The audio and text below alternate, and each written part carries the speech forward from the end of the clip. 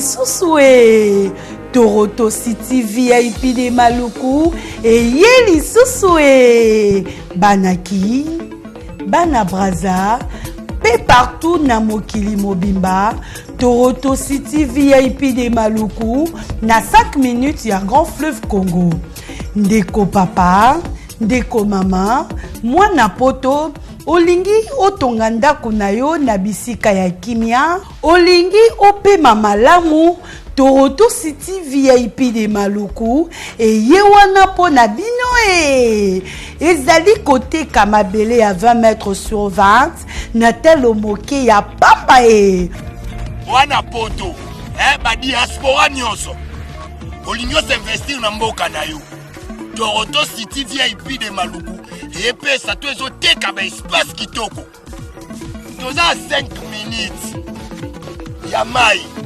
Atuni Talalo bansa mutema Toko koma place oza ndenge nini Tolonga Kolongwa place Lazare Fiomo na presse To pasola nzela Tala ngai Muninga Mongwa mukie Menavanika awana 20 sur 20 Olingi oliambisi Ba fruit Na talo moke Kimambango welela Zwa mabele na yo Na Toronto City VIP de Maluku Tozali pembeni ya zone économique ya Maluku Pe pembeni ya cité Vodacom Pona ozwa esika na yo na Toronto City VIP de Maluku Eza simple Benga papa Willy Mafuta na numéro oyo +1 90 57 30 15 40 Toronto City VIP de Maluku Esika esengeli Pona moto nyonso Apema na kimia Bana poto, venez voir Toronto City VIP de Maluku et vous allez être voisin de tout ça. Vous allez vivre tout ça. C'est formidable, c'est tout simplement formidable. Wow. Amen. Voilà donc, on a vu ce qui beauté. Et Sika Bozali, partout à travers le monde. Merci en tout cas. Lelo, pour moi, à travers cette émission. Parce que frère, ils ont la guitare. Voilà, dernier virage, donc il y a votre Lelo. Quelle grâce! C'est pas non mingi, surtout la batterie. Chemise à Gina, pantalon Gina sapato. Sur le Belango Lelo, donc dernier virage, ils ont dit le Belango Lelo, ils ont retenu la carte émission Nabiso. Amen. Mais thème Nabiso, il y a Lelo, ils ont dit sur Bana. Il y a des musiciens. Tu vois, il a parlé sur l'éducation à Bana. Je me rappelle qu'on extrapolait également Mouké, on développé l'éducation à Bana également na poto parce que tout le monde a Bana sur les bases au Kola, système à Bakoulou également comme appelé à na poto. C'est toujours par rapport à l'éducation, mais toujours plus Bana parce que frère Jeff a dit que Bali Samoa naïe. Quelle grâce! J'ai français, je vois la nana image sur le Belango Lelo. Pourquoi les musiciens bayoka na Bana bangote? Tu vois que les réseaux sociaux vous avez la o isa koleka. Monico Fina moi na Ediston, vous na o neza koleka, Fali na moi na ye Keina, Bozolanda, tu vois batebele boloba. Tala ko Fali kutaleki d'émission, alors on est qui tatouage à qui comprend na ye et que voilà donc ça li polémique que ça ko sala lelo et puis également bon na également Ferré, na moi na Davina, ça dit qu'il y a toujours des problèmes comme ça, ba musicien na bana ba surtout bana ba basi. So botali pe ba bala na kapenda te ba bala répéter. Alors pourquoi frère Jeff Azaya Mondouana, aïe, ce qui se passe. Bon, comprendre le lot. Pourquoi ba monsieur Bayo kana na bana bangote, yango ezali temo ya munene toujours développé. Na katia émission na bisolo. Quelle grâce. Na invité frère, toujours prière d'abord et puis tout kanon nzembo. Dernier virage. Tout kanon dernier virage avant tout kota na katia émission na bisolo. Quelle grâce.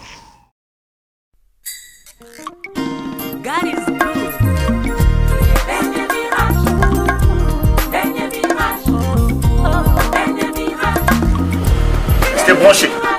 Dernier virage, moto ezali waye tango sana bomoi luka oyeba nzambe obikisa molimo na yo pe préparer éternité ce monde passera waye la kakate C'était branché. Rachetez les temps car les jours sont mauvais. Ephésiens 5:16. Dernier virage de vie à moto, c'est la mort. Milekela Ndeko. Ezali liwaye tangosana bomoi luka oyeba nzambe obikisa molimo na yo peut préparer l'éternité. Tout ce monde passera liwaye la kakate ongo. C'était branché.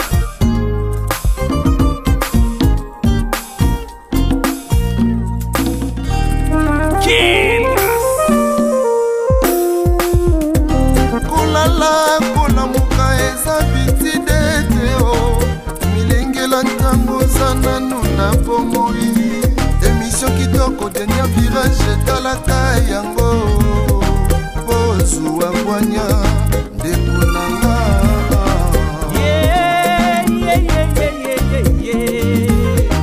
alakwa alobaki tout accompli atangisa makila po yo bika ponini okokobika ye landaka émission dernier virage ya alimia mongala ye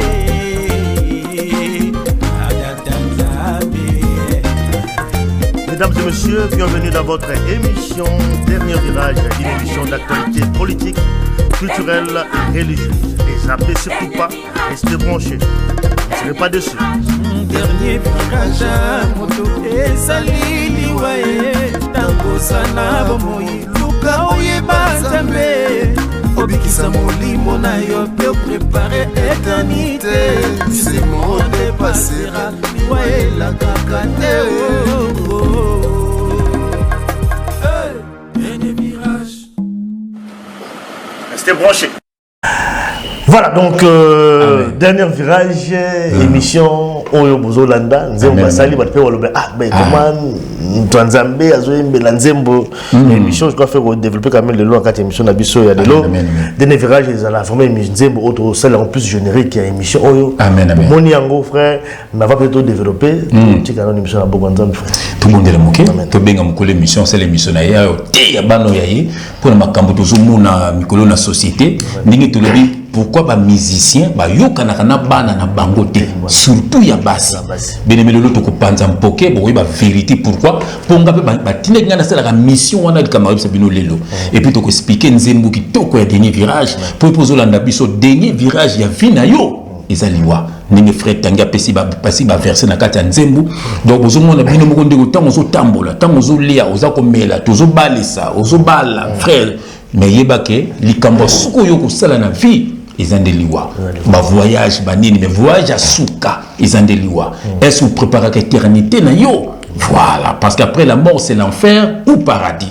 Bien, mais la monito sambela, bien, mais il y a un peu de benga moukou l'émission, et à côté, ya bano yaye, à fond la bango misu bato yeso akufela, au nom de Jésus-Christ. Éternel Dieu des armées, papa, merci. Ndengozo telemisa biso papa, tout le bakabo solo, tout est la vérité papa, pambate satana, azako détruire papa, azako bebi sabano yayo, azako bungi sabango nzela, bakoma ba esclave pour la musicien mokili, bakoma ba esclave pour le belaka ba politicien, pour le belaka ba faux pasteur, au simbi pasteur na ko tchom même na mbeli papa, et yangozo tinda biso pour na bano yayo, bato yeso akufela, bayoka son de la trompette, bakabona na batu ya mabe na makambu ya mabe po to babikisa milimo na bango natiki frère nanga linga na maboko na nzambe tala musala muneno yo pesi biso papa soko tiki biso toko kokate papa batela ye papa batela libota na ye papa bana pe bakola balisa bango ndenge ngapa so balisa ya ngai nzambe na bomoi na bato bazolanda biso batela pe bango papa bana bango pe babala na kombo na Yesu Christ o pe babala te bando bolanda biso pesa bango pe mabala pesa bango mibali ya malamu pe basi ya malamu papa message nzambe que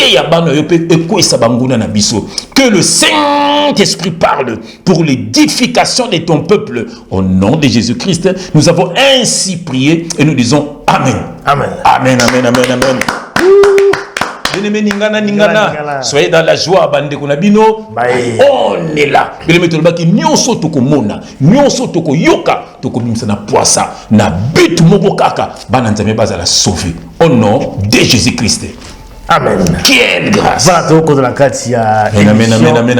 Comme vous l'avez dit dans le titre, émission, donc dernier virage, Nzembo Obotu Kolanda, émission. Alléluia. C'est Nzembo, dernier virage, émission. Frère, moi, par rapport à message à dernier virage, dernier virage, ils ont dit, virage à Souka, ils ont dit, Diwa. Voilà, donc dernier virage, est-ce que c'est par rapport à une mission ou l'outil ma phrase ou alors c'était une inspiration comme ça notre dernier virage aussi c'est le à la croix à l'obaki tout accompli atangisa makila poyo bika poninyo boko bikaye landaka émission dernier virage ya alimia mongala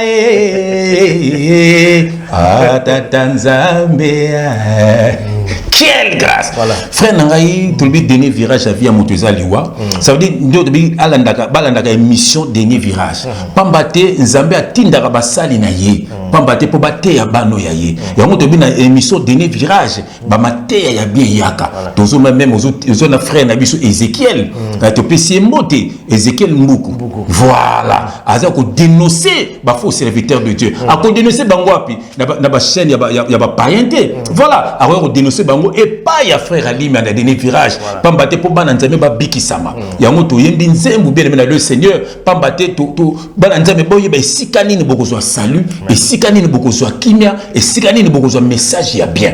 Pambate ba faux serviteur de Dieu ba kompe belé bazo bungisa bino banzela. C'est ça en fait. Voilà, toujours avec frère Papi Gen. Frère Pidji, Papi Gen. Donc, multiplication. Maman Erga, tu peux maman Erga Mbot, une très belle femme. Hein? Voilà. Azaïbe na fête à moi, voilà, Nzamba Pambo Labino, Nabana Nyos, na Kombo Jésus-Christ. Frère, dans mon autant à verser, moi, pour le dernier virage. Voilà, je vais prendre mes lunettes, je vais essuyer mes lunettes pour n'attendre ma lame. Balanzame Babi qui s'en j'ai mis mes lunettes, bien aimé le Seigneur. Ceux qui n'ont tangi ma bé, oh frère Jeff, t'as le long à rater l'eau là. Bien aimé, soyez bénis au nom de Jésus-Christ. Quelle grâce, j'aime quand je mets mes lunettes. Frère Yuga, dans 1 Jean, chapitre 2, il y a un entangao. Dans le verset 24, et verset 25. Je lis au nom de Jésus-Christ que ce que vous avez entendu dès le commencement demeure en vous. Si ce que vous avez entendu dès le commencement demeure en vous, vous demeurez aussi dans le Fils et dans le Père. Yoga verset 25. Et la promesse qu'il nous a faite, c'est la vie éternelle. Au monde, et sa promesse où nous avons appelé à Salabiso frère Nangaï, la vie éternelle. Donc, tu dis dans le dernier virage, ça veut dire qu'il faut qu'on prépare l'éternité. Qu'on lia comme la bien-aimée, ça m'a lavé. On ferait pas plus gagner pas y inviter. Voilà, kola mokeza biti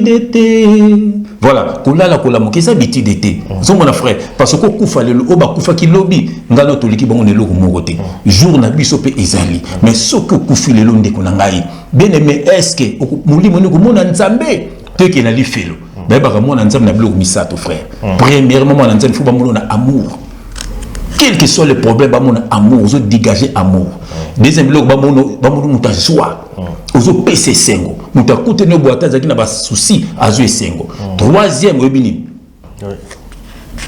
amour, joie, kimia, la paix.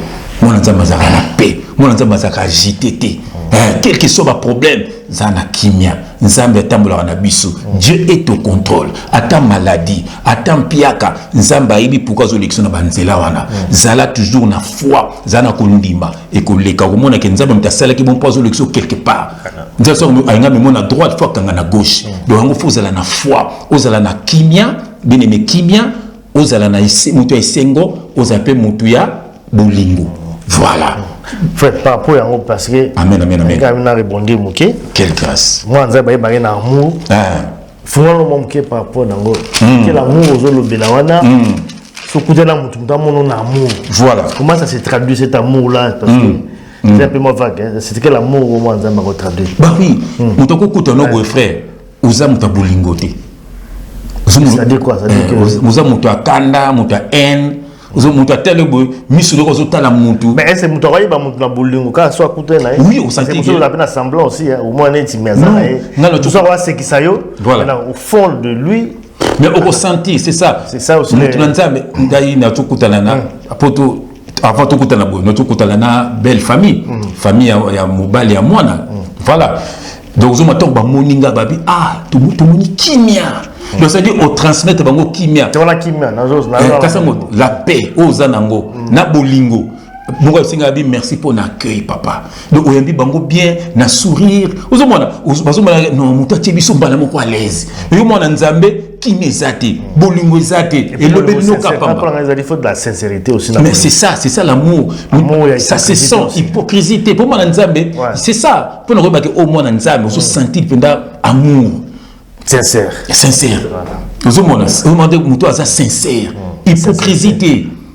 Parce que ça veut dire que ce que nous avons talio ozana bolingo mais après au monde yo ezaki hypocrisie au bébé ce qu'on dit mamuninga donc moi nanza moko sa bongote ou tu sers Dieu ou tu sers le diable donc moni Jésus Christ amona ki nzete zangi mbuma ka aussi yango ezande mutu mbuma na ezande ba comportement na yo ça dit somme ta côté na yo il faut soit kimia il faut soit sengo il faut soit bolingo c'est ça en fait ça c'est vraiment important voilà donc ça c'était mais na kati te faire au monde ba mabala mususu bandi ko finga na lokolo ba shege mosna mobali mais na bala en plus na bala comme dans les réseaux sociaux bala moi si na mobile bazo ça c'est quand même grave donc on bolingo ezate on baza na kimia te bilo misa na monsieur bolingo kimia na nini na sengo mais frère vraiment makamba ko swana na ngi pena kota mamuke amen za ba couple mususu ngana yebi couple mo awa bon ta ba kombote c'est-à-dire que soko yoki moi si na baza ko suwanda tana soko ki maloba mobile zo prononcer nzoto ya moi si mais biso tozawana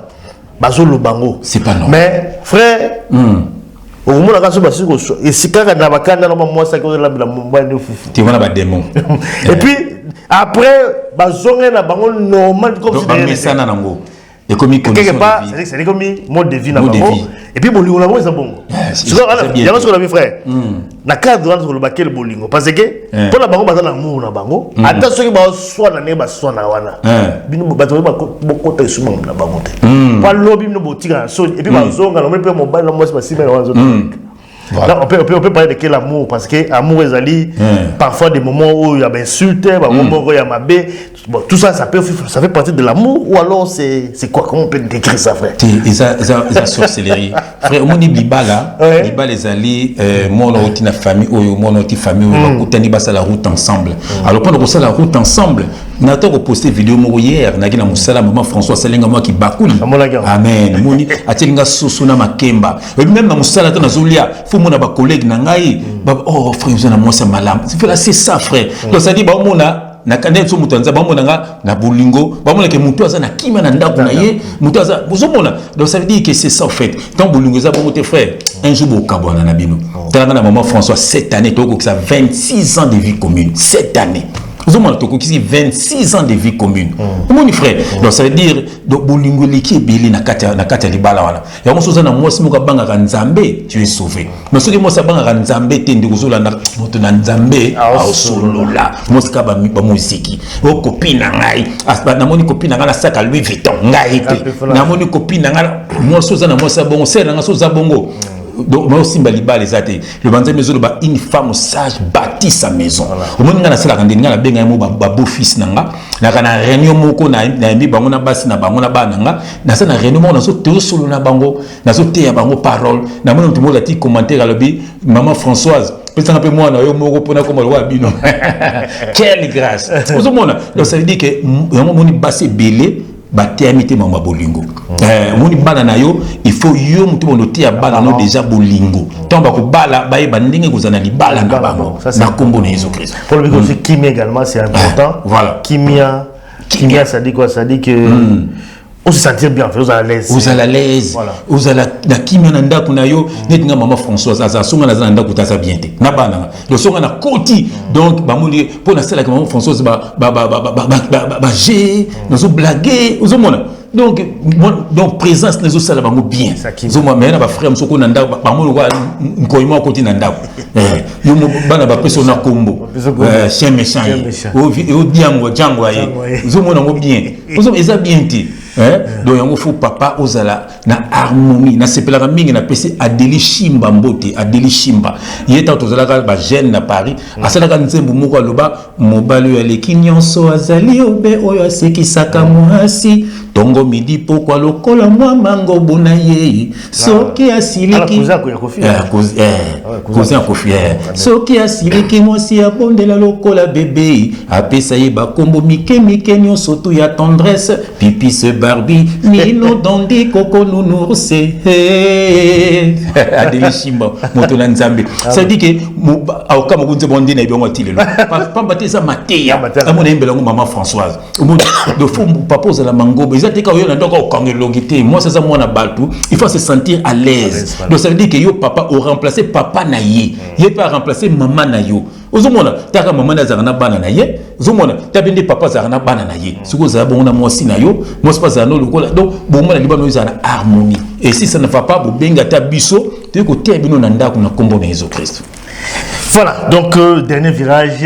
On a un verset, mon frère, dans Jean chapitre 17, Jean chapitre 17, verset 3, et je lis au nom de Jésus-Christ. Or, la vie éternelle, c'est qu'ils te connaissent, toi, le seul vrai Dieu, et c'est lui que tu as envoyé, Jésus-Christ. Voilà. Et on pour le dernier virage, ça dit, frère, vie éternelle, nous foyer banzambe, aeba Jésus-Christ. Nzambe yewana Jésus-Christ. Tango yaki na mokili yaki comme un fils na kombo ya Jésus-Christ. Jésus est là qui est sauveur.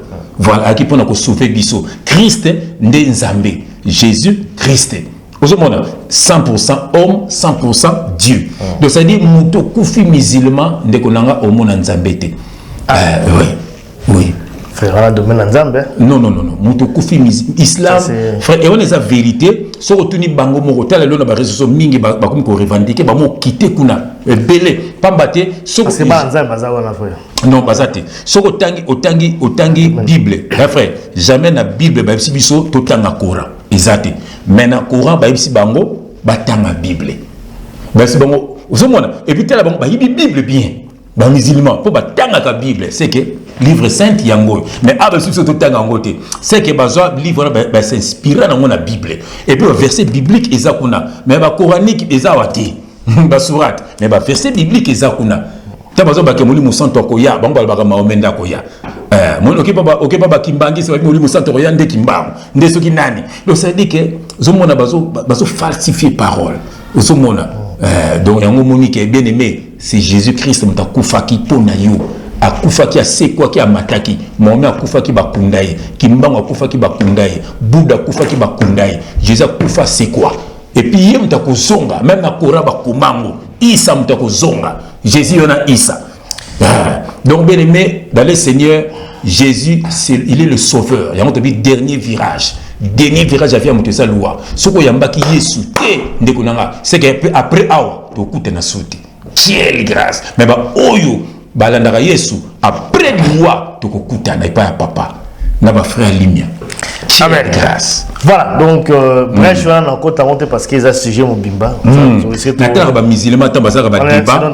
Au moins d'abord ba répéter à écriture. Voilà, mais bazan na révélation té. Pour ba pambate ba na Saint-Esprit té. Yoka bango. Mais Jésus fils de Dieu, il y a pas tangiango. Asa mwana nzambe, il y a tangiango, mais asa na révélation té. Or la parole de Dieu, frère, ce ne sont pas les écritures, mais c'est ce qui est caché derrière les écritures.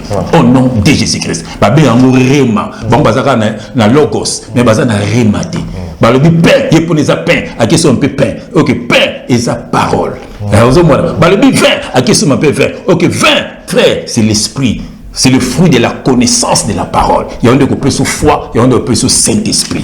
Quelle grâce. Amen. Voilà donc dernier virage vous consommez vous partagez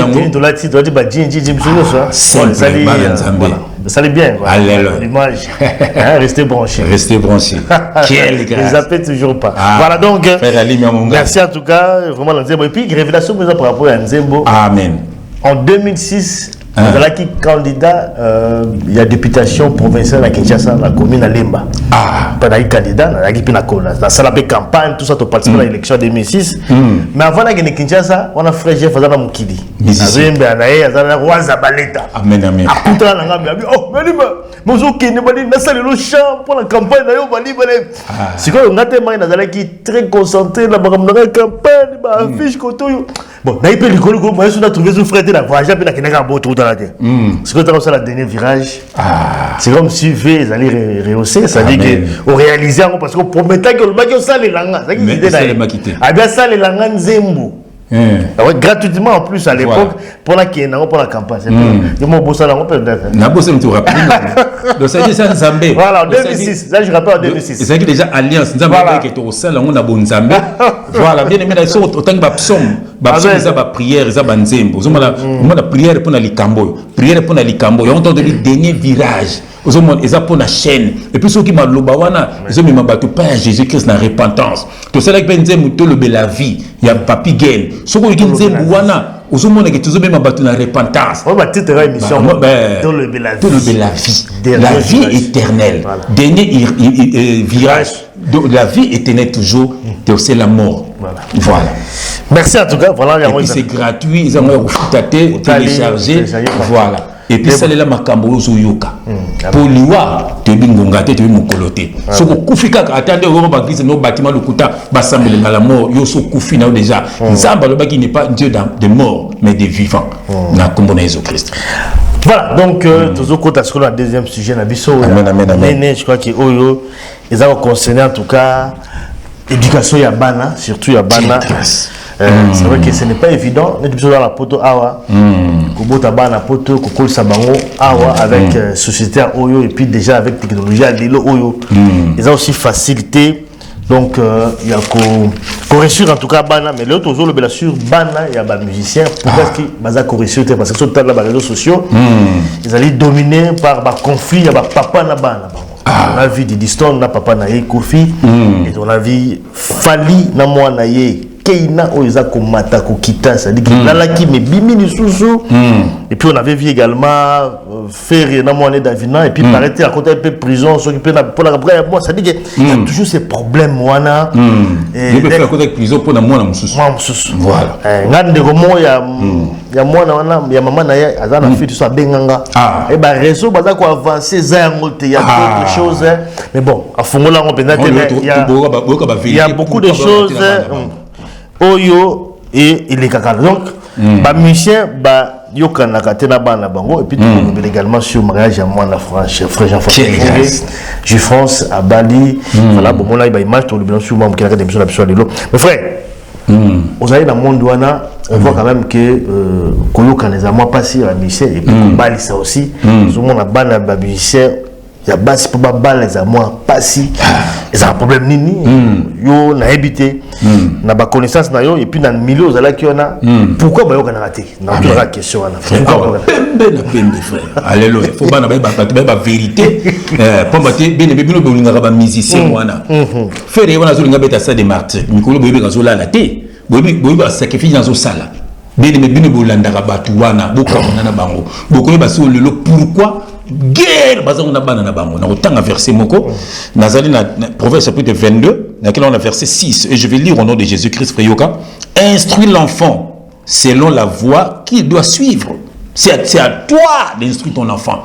OK, boka na l'église bâtiment o ekodim ba mo bimana mola na yo ba mo benga batu musu ba papa ba mo zo terre ko la ba mo zo mbongo na ye ba mo kosa ye mais a bible c'est so yo mutu ko te ya bano ya yoka instruire l'enfant selon la voie qu'il doit suivre yoka et quand il sera vieux il ne s'en détournera pas. Frère Fongola Maka c'est bien parce que pour instruire selon voie au moins la roule akolanda yo instruire yo accompagner accompagner. Attention, il y a un accompagner non, c'est le problème. Non, il faut dire la malade. Parce que selon c'est la voie au moins la voie au Yaroland. C'est là il faut les appeler bien. Si nitinga siko na sai bana ngai vie il faut au bala. Vie il faut dans musala. Vie il faut dans métier. Vie il faut dans ma camarade il y a bien. Ozomona na babini. Instruire l'enfant selon la voie qu'il doit suivre. Yoka. Et quand il sera vieux, il ne s'en détournera pas. Ni comme ni papa le baki. Donc l'homme doit qu'il va suivre. Toké to meladiamba. Non, papa n'a pas makambote. Toké to salaboy. Toké to tromper mi bali na biso. Papa senga makambote. Voilà. Ozomona. Toké to salaboy. Toké to bomabato. Toké to simba kisi. netinga mama na ngai bisanga ko simba kiste na vina yo mona sofa na kina ndako nganga na simba na mote o pesa komba bana komba na kiminanga tilo na ngosela nzambe ça veut dire que na yoka mateya na ndako ozomona yango bakomi instruire l'enfant selon la voie qu'il doit suivre. Voilà. Et quand il sera vieux, il ne s'en détournera pas. C'est la voie qu'il doit suivre. Voilà. Ozomona moi na reçu venzelani et ça qui est ni voilà le loba ne belé ba baby le loba ndeko bazaki na ba nganda tala ba jeune ba nganda le loka moi na intel o moi na intel o moni fio moi na intel bozola ndanga bebi na okosate moto na nzambe a osolola ote akiyete nazoka bana ebele papa na so bakotaka baconseil biso mpe foto okota baconseil voilà na mikolo so ozoba bana biso tokota baconseil bana so baki bana mike boti baconseil so mpo bana so bakende tala nano donc papa ya loyenge mama ya loyenge omoni frère omoni ndenge bi puka bana misala bayoka na bana bango te bien mais vérité ya ngoyo bomo le longa na balisi mona na ngai ni sengo nyonso pourquoi batola bana bango mingi babala raté sur 100% combien babalisa bana botala bino moko pourquoi na ko sabino ngai ba bisaki ngai yango il faut obanda ko bima na bana na yo ya basi okoma même mbali na bango ya butu c'est une condition ya omoni ki bana na moi bala bizate pambate aza mobali aza mosi ya papa ne na ndenga butu pona bakisi ya papa na ye frère ezali oyo ba ebisaki yo mais comment peut kuluba ki ba onyo so bala mais baso c'est la satante bon ba on te même condition il faut ça oui il faut bimana bana mibali il faut bango tu bimana bana mibali bango tu wana oui tozala tola mona tanga kumba ya jeune wana ezate azalaka kota ba jibe lelo komi kota fali jeune muruboy so ndenge bato ya jibe bazo finga ye ikamba ki pede ozomona donc ça veut dire c'est ça en fait donc ça veut dire que babimana bana mibali babima pe na bana basi bana na bango il faut ça ba sacrifice wana ya omoni ke mwana atanga za mosi ya papa na ye moye mwana wana abala ezate so ki pa bali bilibana ezakaka bitumba na bitumba amoke papa na ye akufa po bilo wana mwana ko ma libérer et puis mwana faut yeba nzambe voilà en fait amen la place au fond là awa c'est que ba musicien wana par rapport ya monde ba kotaka voilà ils ont été bloqués pe bana ko bloquer bana bango mais en dehors peut-être il y a obala mais tout le monde ba super ba tant peu ba classe ba si ba classe ba quand pour la libala quand est bloqué même à na vie au moins na getam na domaine moko ba bloqué à côté na bien mais côté moko ba bloqué ça veut dire ils ont ba sacrifice il faut livrer famille na yo faut livrer même comment protéger bana bango botelme bandeko na bango botala bandeko na bango pesa ngani ndeko ya mise moko yo yebi aza bien na vie to yebi intel aza nani aza ndeko ande tengalanga ba leader en fait ba leader tangalanga il faut tout luka même il faut que luka pamba te netinga ba sekinga nazo papier na kuma bandeko na ngai nyonso uzoma na kuma bandeko na ngai nyonso na pesa bango ale bana na ngafu ba kuma basi na ngai ya butu bana na ngai nyonso ya basi mission na bango physiquement et spirituellement mwana na koza mobali mais mobali wana za mbana nanga omoni sikoyo doma di balon kalami to mona bakabwani mwana ko do pa nini papa sa bebisa mwana wana biso na bana bango physiquement botu na Didi Stone botu na Keina botu na Davina bako se bino vérité ata moko ko se bino ke papa luka nga makango na boyaki ata moko en fait na bi ata moko ko se bino ke papa luka nga makango na boyaki parce que ba guerre bazanango tout le ba vérité frère tango ya Antoine azalaki na Didi Stone to mona Didi Stone ngazo mata to so mona ye ngazo kendeba et puis moi so boko moya na Bariana boko moya na boy bandaka bakabwani so mateke mona ngopa kiti uzoma teke mona ngopa kiti voilà donc ça veut dire que bien aimé le Seigneur ba mission na baza batuti papa mbaloba ngo ba pexaka mutu alingo kende kaso sa keite tango sa keya sine ba pacte na ye il faut yoka makambo zo bisaye so ko zo yoka soit bakubumaye soit bakubebisa ye donc batu wana bien aimé botuna bana na bango to ça pe na ndeko mu bato tant comme les até sango bimaki alingaka bimana mona na ye ozomo asengi na mona na ye lobi non na bimana yo na kozwa succès na kopeso ba mbongo bonokende ba poto akisasa kuna mona na boyaki ozomo mona boyaki mona akoyebisa mona na epa ba sala nzambe mona témoigner ndeko na kimaki kisasa toka kotaki Angola ozomona siko akimaki mikolo toki azongi. Donc c'est ça en fait. Donc ça veut dire que ba préparer bango faut bimaka na bana na yo mais so ba bimaka na bana bango mibali ozomona tozana ndeko ser na biso moko to sambela na ye to kotanga kombo na été mobali na ye papa na ya bande ko bimana ye. En fait, c'est terrible. Mais il y a pas pratique les caca dans le monde. Dans le monde à ténèbres, dans le monde à showbiz, politique. La politique. Le père pasteur également. C'est pas toi comment toucher bah qui si. Là ba recommandation au monde. La recommandation. Ce sont musicien parce que il y a là qui connaît et puis il y a domaine où même pas politicien. Ba politicien. Voilà. Bah témoin Jésus voilà. Qui même pas maman calme pas. Voilà que moi na mon papa zo senga dans abimana ndeko na ye. Donc ba biloko on ezali ebele. Ozomona bien aimé soko yebi nzambe te frère na yebi soko mona ki image mo batinenga image moko. Ça veut dire monde bana nde bakenda ba classe wana. Bana mike bazo ko initier bango. Nete so mona image wana. Ah bati bango ba maseke donc bana mike bien aimé yango sambela na bana na yo bien aimé et ça très important. Ngai chaque soir le batam sous na zatam sous tour à midi ton azonga na bima 22h na commande ba 23h ici ba lalaki maman Françoise a sambela na bana obika bana bozuka ma verset moko botangi verset moko allez moko tangi ka même verset ou expliquer bango verset wana pour sambeli ensemble to sambela to komisa nzambe ninga ba direction journée mobimba allez beaucoup komisa nzambe mutu mozo pesa ba sujet de prière allez to senga nzambe pardon personne to ko isamaki to senga nzambe pardon allez to senga nzambe makila ma yesu se peto la biso zinga biso rendre biso invisible allez bon on peut se baser de prière après to senga nzambe to nzambe na molimo centre après to senga nzambe atika butu na biso to tika na maboko na epongi na biso batela biso voilà bien aimé moi na zokola au père bana ba conseil boki bana ba camarade ce qui pas batou OK na toilette ba suba biso ba subate balaka biliali atina banda ko batou voilà bien aimé et ça simple yom to côté yom bi instruire ton enfant selon la voie qu'il doit suivre teya bano ya ndeko ozomona tala ne bana so ni se bango na ba classe ngamo na JF junior o Halloween akendaka nete o sorti mo za école akinete ata ba benga c'est bon est bon pesa ba point pas que sorti wana alors à sa bo qui classe OK abo ni sorti wana voilà pas mate ba initiera bana moi na soka yebi déjà ma bena ndako ako accepter facilement. C'est un peu ça mon frère. Voilà frère, mais quand au lobby, mais bon, blocage dans le blocage na bango. Voilà. Car pour la mariage, mais toujours on a quand même évoluer, parce qu'on a quand même sur la mission, on a quand même évoluer. Dans ma classe, tout ça, et toujours un débat la JB. Tu vois, tout le monde appelle ça exemple, il y a JB. Il a réussi quand même à rassembler bana et nyonso. Auto bali ça peut moi na bali bali peut moi na musicien on est mené quelque part aussi ba peut ba musicien donc c'est exemple aussi on doit souligner que non ata soki ba cause le bali za la kameto zo la quand même que moi na JB a bali moi na King Kester na sepeleng na mingi donc il y a quand même mariage aussi c'est oui na sepeleng na mingi bon il y a des cas exceptions ba tu ba binga na leki ya ça voilà na leki na c'est mon vieux il y a bloqué banate. Bon, via sa koufa kinaye, via sa koufa kinaye, mon toit le corps soit koufa par bébé bit.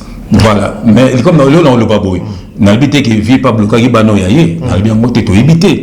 Mais les kambezawana il faut bana et musicien, bana et politicien. Ce qui papa n'a pas dit misala mabe, ndeko foye banzambe.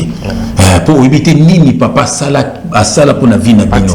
Voilà, ngana bi ndeko mususu abala ki mwasi na ye. Mais sikoyo alotaka papa ya mwasi na ye aka kosangana na mwasi na mwana na ye. Alotaka ngo. Et puis vie na bongo kendaka mobulu. Mais bino obiso to monaki bato babala nit. Mais est-ce que vie na bongo ndenge zalaka? Est-ce que bini bazo vivre qu'on a tout évité? Donc c'est un peu ça. Yango zomona ke sobi ke papa na ngai. Azalaki na misala mabe ndeko yeba nzambe. Pambate et ça baby ça yo quelque part. Ngaba senga ka ngai yango. Na kombo na Jésus Christ. Effectivement. Frère, c'est quand nous lobby, bon, à ton lobby, bana, sur papa bazo simba bakisi. Voilà. Tout par exemple un musicien, c'est qu'il y a sur bana, ça se répercute sur bana. Tu rappelles également que non bakisi va musicien mikolo, bah comment protéger famille na ye ndako. Bana wa boti na moi si na ye, bah moi plutôt ça, bah sacrifice. Bana libanda, bana na ye, moi protection frère. Quand on roule banini, parce que quand même balbi que protection à bana. Pourquoi est-ce que bana il faut pas subir encore le sous-sous? Il y a facilement dans ma parce que alors si ma bakisi pour la ou bébé ça libanda mais dans famille naïe on a quand même que yoko na tanga non voilà il y a so azo kanta bongo yoko to tanga po yazo yoko na tanga na na exode na zone dans Ancienne Alliance exode chapitre 20 yoko na tanga na kila on a verset on a verset 5 je le nom de Jésus-Christ tu ne te prosterneras point devant elle, donc devant Satan, devant Banzama Bikeko, autrement dans l'église catholique. Tu ne te prosterneras pas devant elle et tu ne les serviras point. Car moi, l'Éternel, ton Dieu, je suis un Dieu jaloux, qui punit l'iniquité des pères sur les enfants jusqu'à la 3e et à la 4e génération de ceux qui me haïssent. Mon frère, donc tant Yazoloba, a des arabes libanda bano yazo protéger mais yoki nzambe donc nzambe azo libani mututo o azo aïrier donc yoki ko salela Satan oké ko fuka mela Satan oké ko fuka mela oké ba nzamba bikeko neti ba kimbangiste oké na nzamba ba vert blanc ko fuka mela ba vert blanc faut que na kamba ba so obitambola ba bolongo pour no mona batuana e bazana ba otabana kimbangu te et qui bon pas la gane pe nzambeti faut que ni mabolongo nzamba ba indo voilà OK ba bouddhiste ndenge moko OK la ba islam que mega otanga comme Mahomet ba ko tio même pini voilà donc bon ba faut que la créature que créateur aux hommes frère tous ces gens là iront en enfer aux hommes ba esclaves ba no ba des esclaves ba tulwa bango aux hommes donc ba ko haïr nzambe ba ko haïr nzambe frère so nzambe ba ko punir na bana na bango jusqu'à la 3e et à la 4e génération. Ça veut dire Banaji France, Banaji France. Donc, tu as la 3e génération, on a sous la malédiction. Pour moi, nous avons même bien. Donc, ça dit, Moutou Azo Salabongo, Talakabana Bango, frère. Talakabana Bango. Donc, c'est vrai, il y a un azo bandela. Ce qu'on dit que papa Nangai, a Simbaka Bakisi, papa Nangai, je dois la serre moko, frère, moi, tant que mon exaté. Donc ça veut dire que mobana c'est na bakisi mobala zo baluka nguma ngusu nguma yake asua mwana po mwana leka ba mwana nguma ba boma nguma mobala yoka mbala moka bengana na mbero wana na ndako abengali na bana na ndako kala mingi ti moko pa kofi uzomona donc ça veut dire po ndano nguma na do salela yi uzomona donc ça veut dire que musala ya Satan a fait ça passe donc protection aux à la tête ceux qui dans sa côté dans le monde wana Bagoko ça peut être à niveau ya mais Satan ça le kutate que non bana la yozwa libanda nzoka yebi ke bano ya yo pe pose ça la bango ozomona yo ça na connaît versango ozela omona yo ka verset 6 et qui je lis au nom de Jésus-Christ donc nzambe albi na bandelango tu ne te prosterneras point devant elle et tu ne les serviras point car moi l'Éternel ton Dieu je suis un Dieu jaloux qui punit l'iniquité donc ma somme des pères sur les enfants jusqu'à la 3e et à la 4e génération de ceux qui me haïssent, Yoka, et qui fait miséricorde jusqu'à 1000 générations à ceux qui m'aiment et qui gardent mes commandements. Voilà. Donc ça veut dire que nous tous l'ingaranza met ba biso frère, nous avons battu la biso, a battu la banana biso, a battu la ba coco na biso, a battu la ba coco na biso, mais a battu la ba coco na biso. Frère, nous sommes dans la mariage de France, au moins qui maman yaki. Donc nous avons combien de générations maman zalaki wana, ngai moi na zalaki wana, to France abali zalaki wana, moi na France pas zalaki wana. Nous sommes dans la génération et puis nous sommes bénédiction ni moi na mbula ya ba bénédiction. Pas battre solo ka ezawanate. Frère, so sala la nzambe solo ndi kunangai. Ko sala nzambe te pona tata pasteur. Frère malinga nzambe te pona ngai lukuta. Le so sala ngado azo sala la créature. Il ne sera pas béni. Ses enfants ne seront pas bénis. Pas battre place à nzambe pesi ngai inde yango.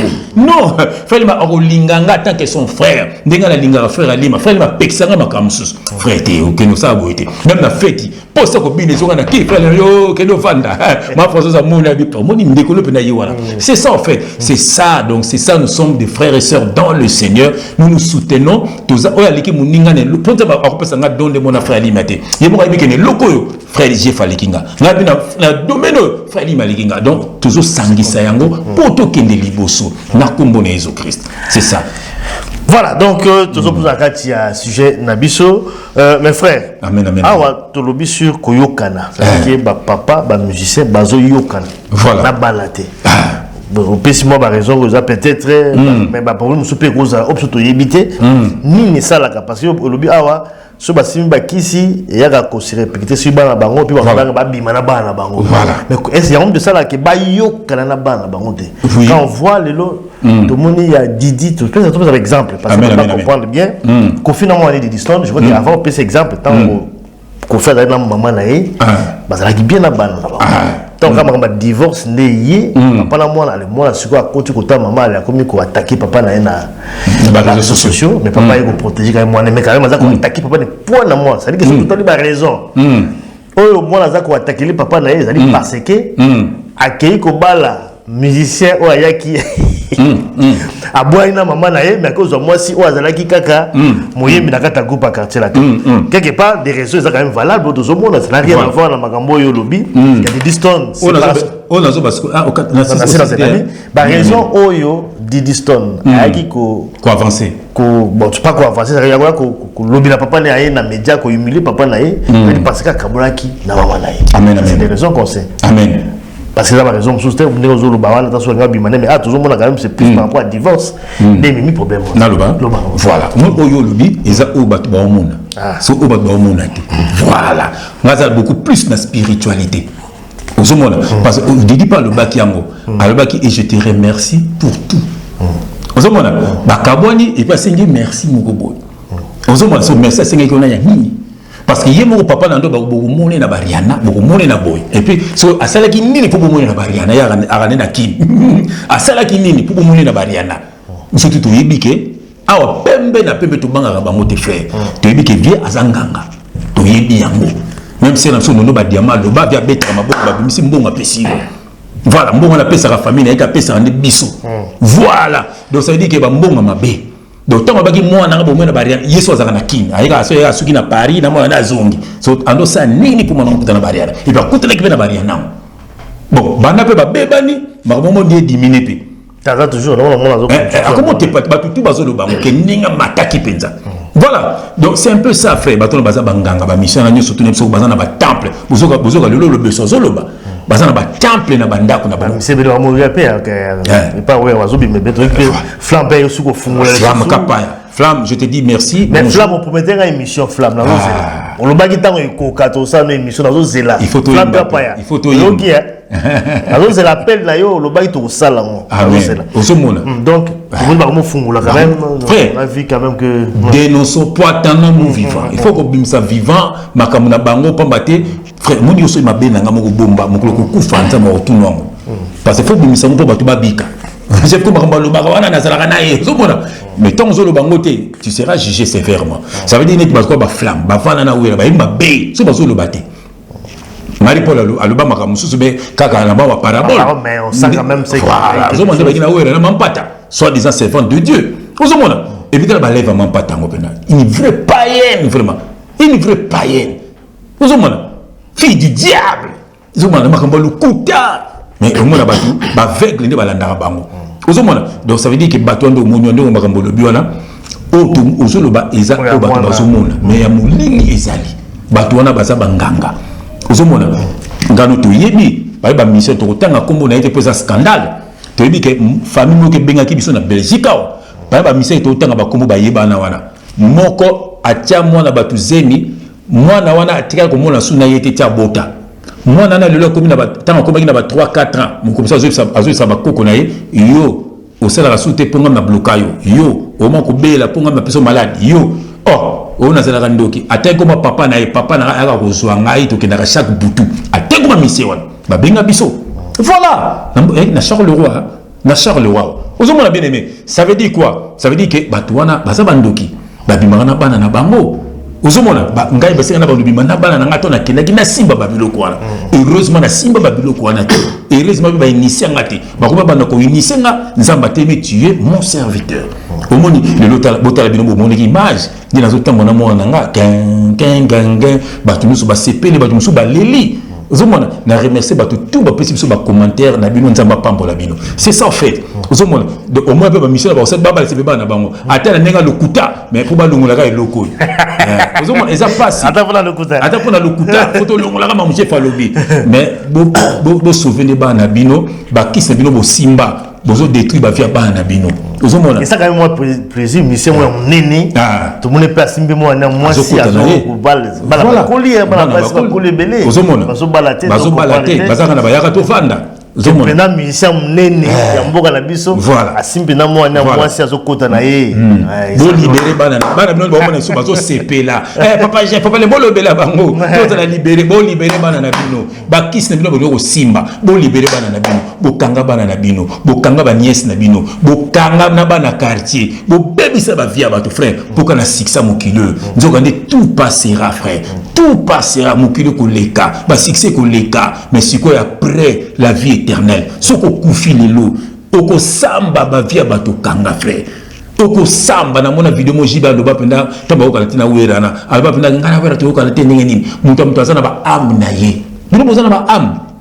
Mutu azana ba am na ye. Toki lelo mutu toki porte-parole ya Kofi o ya kimia tike na potowa. Alobi nini? Alobi ke soki nani wana. Soki merveille. Azolo banini. Azoganga na mona mosaka abi ozana étoile te. Kuna bazwaka batu ya étoile. Alobi yango. Ozomona. Donc basaka batu étoile, boba botu la étoile. Donc biso te ba luka biso po ba monaka biso na étoile. Ozomona. Pa bate kuna basela kande ba étoile ya batu. Na mona même temps animateur mo jiba kufa cellulaire tanga kufa ki. Na mona mutu moko luba wana albi ki non cellulaire aza mutu moko bato bazalaka ayem orchestre pesa mama apesi. Pesa inter apesi. Bazo lele pona bongo. Apesa facilement. Ba pesa facilement. Donc bazo po jibe garçon na kufa po jiba négligaka ye. Au mona kufa na ba souci akena braza mabe moni allez tout le monde est le besoin on dit aux ça yo t'as biloko na ba stress très prochainement le besoin tu es déjà en contact voilà donc d'ici là Bolanda encore ça dit à fungola voilà émission spéciale avec le besoin très bientôt zoma neti ba kako la zanganga abana ki nganga na ye banda orchestre bango na comme noni orchestre bango mo ya mbunda wana na ba fali anini orchestre bango kitambo wana voilà mbunda wana ozomona abana ki nganga na ye banda kuna ozomona yena kata tuzomona ngo babi maison mère isa temple mobimba tala mission na kina pa héritier na Olivier Zolo bango isa temple mobimba bato bazo côté la bango isa kaka ba fana kwiti ba aveugle na ba ndokipe toilette à la samba kuna iska ba cérémonie ça na yo mo pa lobia ngo wana oui donc zoyemba boye moko akena toilette azako benda zo benda yo kuna mumwe kaka abulso ka wala sur place tout mona pe basala ngo pe shula ya pena ya bobo fois ezate ba yibi vonyoso akima bala mo jana yamba ya loba pe ngo ozomona Bomboko Jacques, frère David. Quelle grâce. Frère, c'est vrai. Donc, mais tu peux cet exemple. Parce qu'on a quand même exemple, tout juste Koyo, qui nana fali. Frère, surtout tout l'andipé, conflit sous ça, parce que toujours bah toujours mon ce qui est visible. Voilà. Sous ça conflit, ça plus maman aussi à la Kati. Fali na ex moi si naé ici depuis quand la botabana. Bon, apparemment, Fali peut nous s'occuper là-bas très bien également. Il y a eu des problèmes où il y a des réseaux sociaux de revenir. Et autant que moi, apparemment, que je vois qu'il puisse par maman. Ce qui est tout à fait normal parce que maman t'a beaucoup lié. Donc, la blonde est celle bon, mais papa est au tomboka parce que moi, la côté la qui était. Donc, il a ma déclaration à Fali. Tatouage peut côté Ilongwe, à tatouage comme moi, là, Ilongwe. Parce que maman le baki qui papa n'a bien Koufa, il fallait moi là. Voilà. Tout ça là. Mais frère, surtout tu as dit sous ce conflit, il y a papa na moi là. Tout le monde appelle, ils appellent dans la sous-bassement. C'est-à-dire qu'on ne comprend pas pourquoi est-ce qu'il y a dans le conflit parce que ils ont plus de problèmes à papa et maman. Amen. Yo comment vous comprendre? Est-ce que c'est aussi quand les problèmes aux autres il y a quelque chose derrière ça? Comment vous comprendre frère? Il y aura un verset avant de répondre. Dans un Colossiens chapitre 3, dans un verset 21 et je vais lire au nom de notre Seigneur Jésus-Christ. Fayoka. Père, n'irritez pas vos enfants de peur qui ne se découragent. N'irritez pas vos enfants. Ça veut dire que sa vie à moi na ote, que sa moi na okandate, que détruire ma la moi na ote. Babi de peur quoi? A comme décourager na vie, a comme décourager na maramazo sala. Donc et là on a reproché ça quand petit frère na biso Fali, ils allaient sagesse, manque de sagesse. Aux hommes en tant que papa, tu peux pas venir à la télé. Au cause on a raison, mais il l'obéit. Et Vandelelo et manque à jeune wana aza posité. Donc un responsable ne peut pas parler comme ça. Donc ça veut dire à manque à sagesse, ma casse. ozomona makambo yo lobi wana ndena biso kama madiliso eza makambo tozomona mais sous-bassement toyebite ozomona donc ça dit nga ba yebisa nga ba lobi mana bana nga basi soki mwana nga moko aboyaka na kolingete parce que eza fille nanga fona bimana bino pona kende liboso mais moko ka soka boyi mona na hôtel c'est les mindoki bon parce que bon la succès na bango ya on a vite parce que bana au moins fallait avoir succès mais na kata ba succès on a pas refuser que ya on tozo boya te ni nezo sala ba succès on a kasi na ko bimaka na bana na ko bimaka na mibali na bana on te bana yo yebite c'est ça nazo baté si on a biloko na tant mwana moko s'est révolté okolinga mwana wana te frère mais on va quand même comprendre pourquoi est-ce que moi s'est révolté si on voit un peu sur le plan physique on voit apparemment il y a plus de conflit. Mais frère, yo yebi, ngapi na botana basi belé. Ezana bana musupe batele sela nga minduki pona ba maman na bango. Ah na jamais na TV na ndobisa makambo na ye. Ah voilà, ata mais soki tuzaki na alliance moko ya kindoki. E ki ya boui yango. Donc nga il faut na ça ba bloko bo eza haine. Donc il y a lingi avancement na ngati. Ah c'est ça en fait. Il y a lingi avancement na ngati. Tokube banana moi. Ah quand même il fallait raison avancer qui ou ça quand même aussi valable que moi là a peut comploter à côté na ka bateau bazolinga ba bipsa carrière papa na. Mais c'est ça. Mais ça dit que moi aussi bien qu'il a zoï par maman na et devait peut-être se limiter à niveau là quand côté sikoyo a comploter na ba ennemi à papa pour détruire carrière papa. Quelque part papa aussi là a été touché parce que mon propre parce qu'il faut interpeller nini au lieu bien à côté qui makambo ya maman c'est qui est bien. Mais ce qui est normal, c'est que les sous a commis na bateau a détruit papa. C'est comme le balé. Il y a des choses. Il y a des choses. Mukoloba na ona bakoloba baloba. Ils a somo. Na biso kiza na moko na bango o ya biso dans le toloba ka on va faire émission. Moi na ya kene ko témoigner que papa lingeka bimana ye. Pose un succès. Pour le PC ba makambo. Moi na boyaki. Et comme qui problème. Donc ça veut dire que makabana na ndé faire ene komi wana eza so ena makama mamate eko makama susu to mona ki même Davina ba kimisa ki e même ce qui tinki so place akendaki to mona ki tango ba guerre ezala ki Davina to mona ki noko na ye o so déjà bando ta poto wana alobaki yango ke fere ngaka bimanaye au moins c'est voilà donc c'est du temps mona kendaki kuna mona poni mona azongaki. C'est passé moi la au bif sabana ndako apparemment il y avait quoi avant so bango ba faire les bablo le bisiko parce que moi la déjà kolaki a déjà éducation alors ça ne confond mais so bango ba au moins la ko lo ba kuna papa lingaka bimananga non ça on peut pas c'est ça en fait donc ça veut dire que frère na monde wana eza monde ba sacrifice eza monde ba sacrifice donc ça dit ba tona ba vivaka frère na ko la bango mawa papa tenga ba proposer na bango sala makambu wana faut na bimana bana na ngai faut makambu ebele frère. Mais ce que le roi biso toza nzame fait au sala makambo wana te l'hôpital bana bazokola kitoko bazotanga ba classe na bango bazako bala bazokene misala on a pas mal de papa zoma sang ça fait plaisir et moi on a vu ce moment François tala son on bana mono yo moi tant bana on fait ba démon et c'est bon bana ça le la vie au bazan na molelo non et on a ba mission on a frère to le bien sur 100 combien ba bala pilon to bité que ba ko bala ti ba mission bazé belé ah ba ça peut belé combien ba boti pe belé ba si ba koli to bité que ba bali sakate to bi bongo te bon te vraiment to bité mais to bité combien des rares c'est ça rare ils ont pas battre pour mingi ba sacrifier bana bango bana na mingi ba bala ba mari de nuit bana na mingi ba bala ba femme de nuit ko bala normal be comme passi to yebi na mi bali na basi ba bala na likukuma mais ko bota nde ba numéro 1 mon aka tikana na bana misato abatina na bana mibali tikana voilà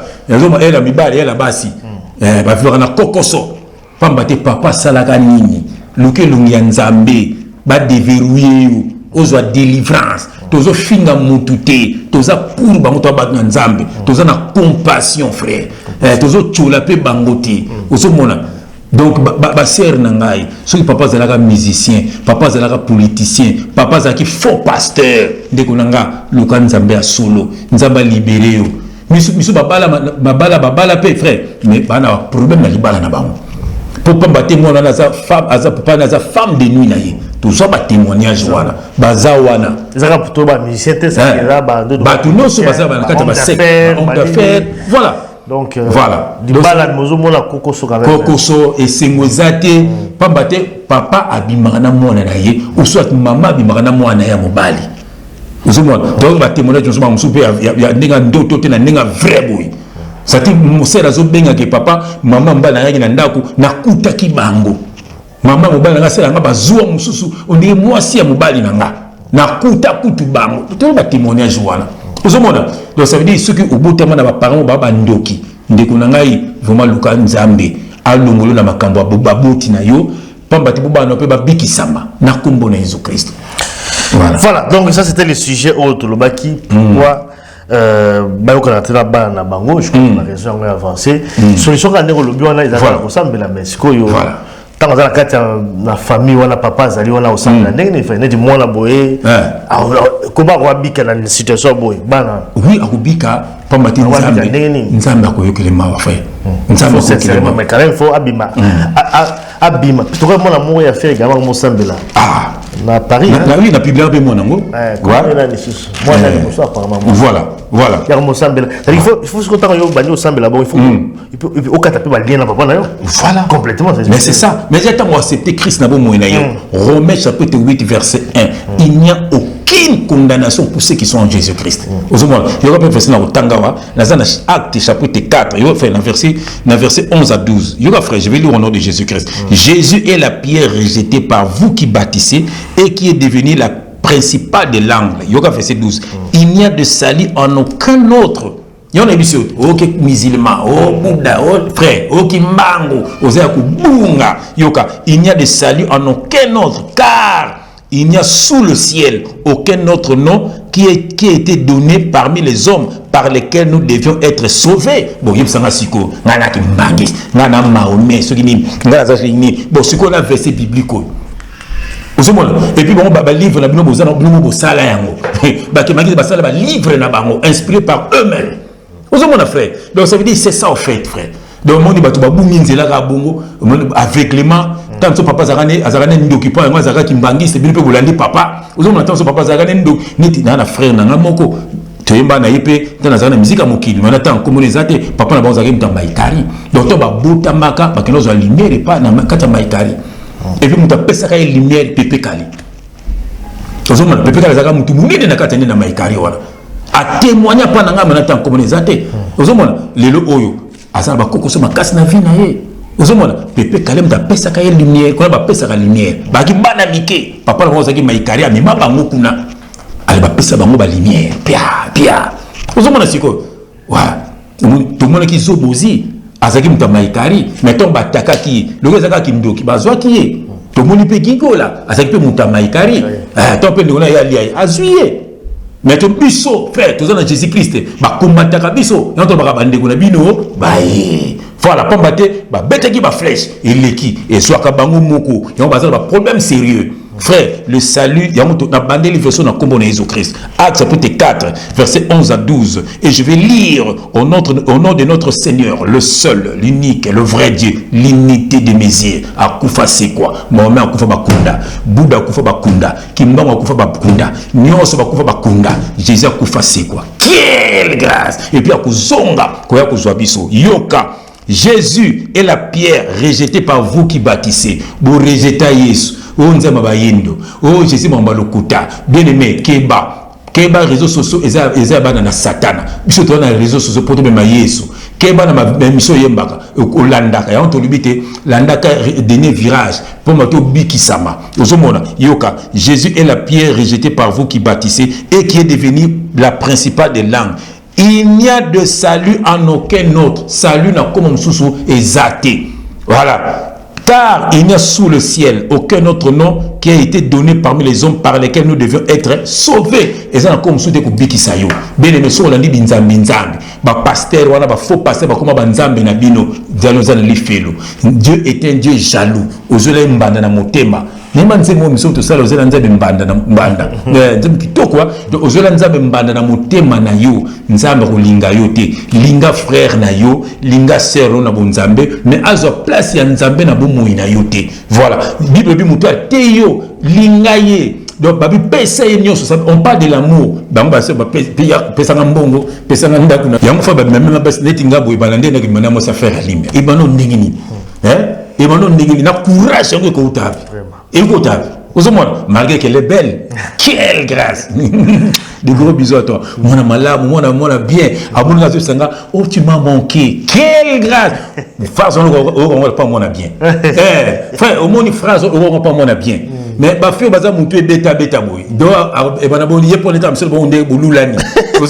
mais avec une très bonne éducation, ça veut dire mon frère, c'est ça en fait. C'est grave quand même. Faut Zalandoki, frère. Faut Zalandoki. Oui, papa mora benga biso azoya poto atiki mwasi na mabuka pasteur atina ka pasteur na mbongo pa encadrer mwasi nzoka mbongo wana mwasi comme ça bimanaye ozomona ponini moni makamanzambo yo nzaba ko peso esprit ya domination pour dominer sur les mauvais esprits so esprit na komona mutu so ko lingo a partir esprit wana asa ko se soumettre pas au mono mutu na nzambe yo profiter nango fait allez yebo ko bimanaye muniti ba denise ba ko sarabatu na bimano pose onction tala non bibazo so ba kenape ba bimane pose onction parce que yemo ka kena ideka ke so bina passer aux onctions ngamo ko ser yo yebi abisa na frère yo ndozo CDT de abimana na onction ngame maman ba ko saka yo et pas so devant maman Françoise moi faisais taleka oh uzobona de maman papa nda fungwa ma tuzo mabala tuzo makambo oh donc ba ko sabino tellement babi le salut et ça na comment mosusuté c'est Jésus-Christ bazo ngaso no bimana yo et ça malheur pour na yo nangai uzomona Yesu nde na kombo na Jésus-Christ. Voilà mon frère, donc pendant aussi c'est quand même dossier Oyo bon le déjà on met quand même mariage à moi là Juif France amen. Cinquième mois, non? Ma cinquième fille. Voilà, mariage, il est qui joue avec Bolandiango, Internet. Mais yo, en tant que d'abord papa, et aussi. Donc j'ai 9 filles et un garçon. Voilà. Et puis quel honneur comme ça, moi là, en tant que papa, tout ça, et par rapport à passer là aussi. Amen. Bah ça dit parce que je t'ai vu là vraiment émotionné. Voilà. J'étais joyeux. La gloire de la seconde maison sera plus grande que celle de la première. Ça dit tant salle l'anzam n'enga bo solo. Nzam oyoko tozana tanto le bakenaza nzam zo l'accender batu o azayanga. Osumona bana bazobala bana bazo tisa ba classe bana bazo sala donc nazanga ta 100 € sous na pochete au vendre papa simba ba beau fils pe mambota le cas sota la article au moins 100 bana très bien éduqué pamba te chaque soir to kuta na ngamo na te bana na ko pesa ba muntu te ate ya bango voilà yo bible zo ba parents enseignez à vos enfants bozu bana botikili ba pasteur sorcier bana mso ba émission bango déjà ozoma omoka mwana ndako kuma tetu voilà bimana bana batu ko détruire ba fia bana batu bien aimé yani ni manque ya sagesse au bozana ngo ba ko zabino be kodim ba c'est comme ba benga biso ke ba baby c'est na kodim bazali ozomona OK ba c'est ne dis pas papa ne dis pas maman akolo batfete ya mona ngo malédiction mona ba baby c'est na mona jana ba tant zo kola wana donc moi ça pasteur et ça triste voilà ya mo be kodim ya blo ça n'existe pas bon ba c'est le blog on a bon pour na ko détruire bana bino mona bizarre mawa mingi bien aimé le Seigneur voilà et c'était on était joyeux moi et sa maman donc mon bali ils étaient mingi pour na biso pour na bino pour na bana nzambe nyonso pour na ba famille voilà donc nzambe passer là on a bano ya bino na kombo na Jésus Christ amen regarde na ba commentaire mon gauche quand il faut répondre rapidement parce que ba bi que moi la Jifon ça bala dans la zemi na biso mon on ndeni ba mon quand même que moi là amen à zemi bon ngape na mona ki yango mona quand même que moi na libumivimbi c'est comme si azuzi ma va kubala amen mona que nos frères côté quand même na habité dit le boloba J-France c'est l'axi JF na Françoise J-France non moi na la mariage civil officiel et voilà si babala na kala et voilà donc mobali ça ya na famille na ndaku ba pesa déjà o biso to sengaki ndeza na basala déjà ndaku moko tieleka civil voilà bazata na mona moko donc ça dit moi si na ye bazata ndaku moko voilà donc date na bango ba pesa ki ya commune et tomber place na zemi voilà donc et puis ngasi na prophétiser ki na pesa ki na mono ko bala na zemi donc qui s'ani pe donc ça moi si na ye bato ba ko mango bo ezaka ba éviter en fait ouais ba éviter en fait c'est le bazo luka faute bato ba luka faute ça wapi bato ba kumata biso quand même ça moi si na ye ba bala ni na bango c'est ba bazaka ndaku moko déjà en fait mariage est plus important c'est ce qui est la famille bah oui mariage nzambe au bout de coutume il y a de mariage ensemble sauter na Bible on a Abraham na Isaac na Rebecca baba bongo na famille Abraham matini serviteur na famille kuna kele ko se présenter le bon bango ba linini ba belo ba pesi kuna ba pesi bango Rebecca. Donc c'est ça mariage ensemble au bout aucune église mais le kuta ça n'existe pas même dans ça et si ka moto ba balaka na kata ba temple wana voilà si ka mokoté. Et puis le temple ça n'existait pas. Là, on attend au Kala, il y avait le temple parce qu'il y avait l'esprit de Dieu. Si on a nouvelle alliance, l'esprit de Dieu, ça souffle des arana bantu tabat. Pareil, nous enseignons balanayo, nzambena arana kata muta tambula arana mutu. C'est tout. Arana vie de prière, sambela avant là, sambela sur la moki, sambela avant toutes choses avant lié au sambel. C'est nzambe ka merci. Na ozo sana bo mungina yo, on a muko je souffle de vie mingi bazwa ngote. Obumeko zongi, au sing nzambe merci pour y a ba démons de contrôle, ba landara batu. Moi ba temisa ba boka ba démons na banzela. Bon nous on a ba démon moi c'est pas on a ba démon nanda ko bana ba on a ba démon ko swana na ko swana po ba démon bazana bino à chaque fois zongi nanda ko sambelo bengani milimo no sote landa kabatu c'est ça on a nzambe sala ka ba bien linga ka batu sunga ka batu nzamba au kufulu lo zo mulimo na yo ba église zo mamba lukuta bo pesa mbongo ya boy mbongo exact donc ba kumu yina bino ba dim ça n'a jamais été de l'argent ko nyo ko la bana batu c'est terrible frère nanga c'est terrible mon frère maintenant lui mariage coutumier il y a des alliés mariage nzambe ba ndele baba la coutume ba wa sara civil frère te ba mindele bango sikoyo non tozolo bela ozotanga ma bible ouais tant on ba mindele oui tant on ba oui mariage ba za katamba kena ko tant on ba mindele o a plus important parce que ba sala wa coutume de famille amen tant on ba mindele c'est africain tant on ba mindele o so ba bien ba païen pour ba mindele ba chrétien ba na bomote baba na ressenti bindaki non ndenge na biso exemple ça na Bible comme on a Abraham atindaki boyinga la uzuma ke ba ça blo na biso des arabes papa sengi boyikuna non et pas ba chrétien et ça na bongo au senti pas ba na Bible ba chrétien ba na Bible exemple ça na Bible oui so ke ba chrétien plus dans l'église té so ba chrétien ba kenda awa do mona ba église ne ba kenda ba go mais avant ba kenda kuna il faut non ba mona famille en mobilité ba mona ba pesa ba mbongo tende so pesa té ba pesa symbole kasi biso ya mama lokutani comme c'est bana comme commerce anga bana bota bana belebo et comme commerce et ça commerce au singi bango symbole voilà ndenge ata beso la kala ezaka commerce yo mo expliquer ngango ba parents ba osenga Congo pour ça na bilanga voilà en fait voilà ezaki on va pas commerce parce que papa zosenga eloko oyo la utile na musala sala et voilà donc c'était comme ça sengi moi mbeli moi machette pour kata bilanga et puis bon ba lampe ya opelisa munda wana ba mungwa parce que munga aussi à l'époque munga zaka neti diamant voilà cher voilà ozwango donc ya osenga na balibala voilà donc c'est le lorsque yo osenga ngo poani sinon il faut s'adapter dans voilà mettre grâce ta film so moi na pas so bien ta caméra voilà non c'est un munga pas ça on est neti nga na senga eloko ça ko aider la msana c'est un peu c'est 30 kaza masanga nini boy Weston donc maman donc ba mon attend ba bandi pe commerce mbala mo ça là aussi à partir là mais on sait un peu beau fils non bon ça commerce c'est rien on peut moi non bon c'est un commerce on fait ça voilà mais qu'on note comme moi na hoté et on m'a ba so na bala na mbongo ebele moi na ko pe esclave non c'est ça en fait donc ça veut dire papa m'tabali ça moi na ye ndenge za na Bible ba chrétien ndelo bi za mindela ba païen même bébé batu mundu oya ba païen baza ba païen ba bala ka coutume oui mais oyo ba respectaka té bablo la biso mais ebele pe baza na yaka ko fanda ba fanda na pompe ba lingi ko ba té oui mais mingi appelle pas pouvoir moyen mais je crois que biso tout bala quand même frère tout biso amen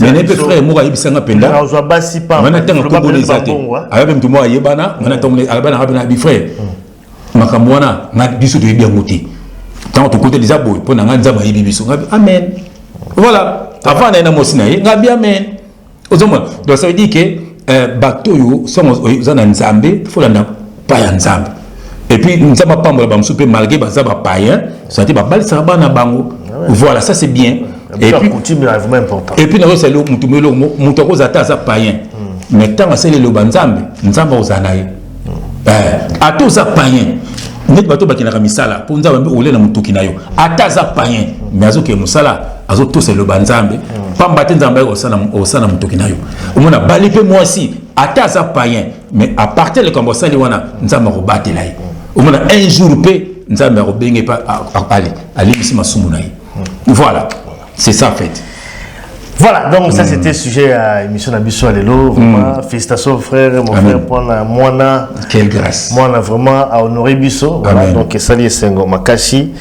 Et voilà, donc Sali ma bénédiction. Amen. Pourquoi pas Nzambe à battre la bango. Toujours comme on a souka frère n'importe quoi. Bamso na katete bamso bamba la ranaze mete wana bato ba coutume biso dans ndié sur le ngomso ba coutume. Bamso toilette ba kota bokilo na biso toilette makambu wana te. Wana ba coutume biso makela ma Jésus Christ. Voilà, donc tout ça na kata biloko wana te. Voilà, tout ça na kata ba coutume ba coutume na za ki sorcellerie. Faut ba coutume wana. O to sala ka boete, to lia ka boete, to lala ka boete pardon. Nous on n'est pas là bien mais ça na kata za kata sorcellerie à famille. Voilà, au moins ça ba doit kufra na maladie bon kufra na maladie amo. Faut que bima ko kata ba lien. Faut que kata ba lien famille pour sorcellerie ma casse faisaka na ba famille. Makamba makila keba bien aimé longwa na makamba lien famille wana. Longwa wana na lien famille, longwa na sorcellerie wana. Kangama na boss na bossa vina bino. Nzamba pambo la bino ba ino sozo ki libako ko landa biso na kombo na Jésus Christ.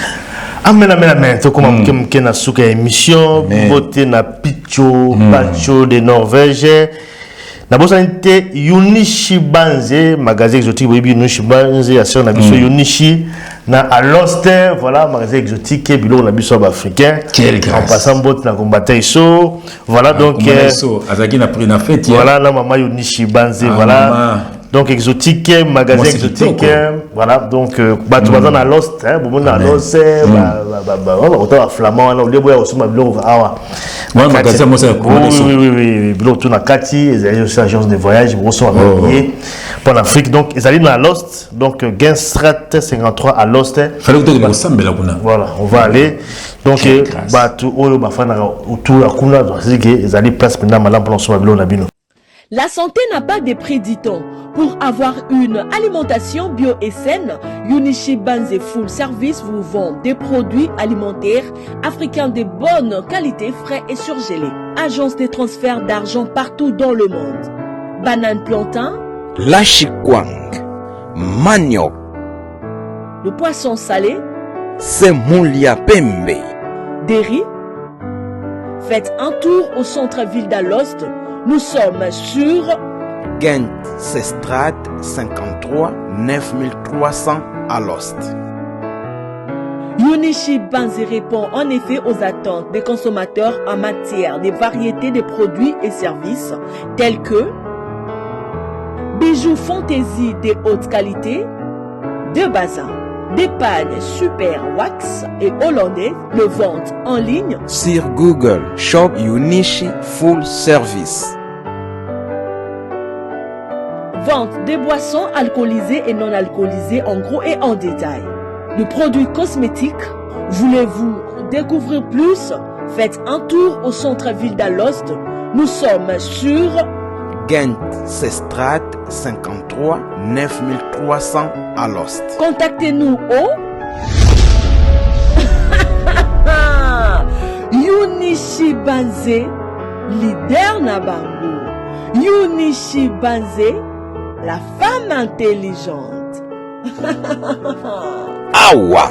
Chez Yunishi Banze, nyonso ezali na Lost boya ebele ozala décidé. Puis dans la bourse, on a aussi Paul Kisuka, c'est un écrivain congolais dans la Suisse. Il a représenté le livre Naïmoro Awa à Bruxelles, la Belgique Awa. Donc ça sera le 1er juillet 2023. Zone tampon. Voilà, donc vous allez livre, il y a Paul Kisuka.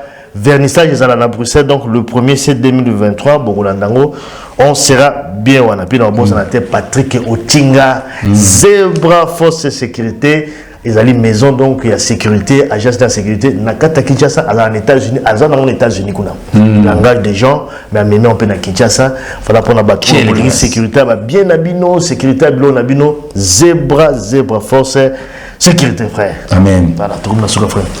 La sécurité, ça m'a pas mal de Nagibiso, vraiment, bien aimé, le sebo quand on a Yesu, vraiment. Racheter les temps quand les jours sont mauvais. Aux hommes, on a Éphésiens chapitre 6, verset 4. Bien aimé le Seigneur, Moukile, comme Mabé, Komala, mon dingue, tu es bien frère, Papi Gen, na Sodome Gomo, Pinze, mon mariage, Zakoya. Zakoya, on a mariage, Nabino, Rumba, qui toque, kitoko peneza koya na remercier ba nyoso balanda biso kulutu na biso popo lipo pese mbote ko papa linga popo lipo libeki également litabembo oh vieux libeki on a grand frère yala ndaka ya zangate vieux libeki papa na mimilita pa landa biso comme là qui même ngaya parce que félicitations pour moi na balaki vraiment nzamba pambola bino so bolinga biso to linga pe bino donc vraiment nzamba pambola bino banzemu kitoko to sala pour na bino zala ngo gratuit pamba te po été ya bino bien aimé le Seigneur yango moi na nzembe ba kina bilo misato zala na bolingo mingi zala na kimia moi azala ka jitete ba souci problème ka bilo ba na binga na lotu ngala wala te muto zo metele le solo tamse ni tabundisa kayo ti moi na nzembe azaka muto esengo soyez toujours dans la joie mabeto malamu tikaka na maboko ya nzambe ko biko nazola la te nzamba zala na kimia bile nzamba pambola bino kimia na bandako na bino kimia na ba santé na bino banguna na bino baza ba marche pied na bino na kombo na Yesu Kristo. Amen. Amen. Quelle grâce. Ciao, ciao. À très bientôt à la prochaine numéro. Allez. Bye bye.